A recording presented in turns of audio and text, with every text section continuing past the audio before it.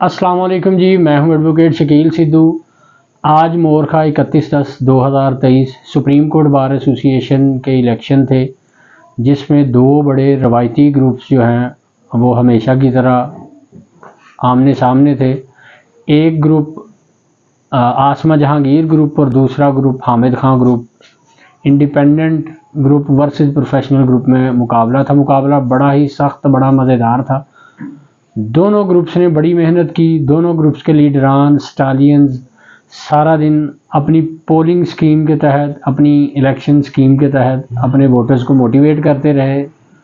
उनके लिए तरह तरह के खानों का बंदोबस्त करते रहे और बड़ा ज़बरदस्त और बड़ा एक कलरफुल डे था, बड़ा कंटेस्टिंग डे था। दोनों ग्रुप्स ने बड़े अच्छे से मामलात को चलाया।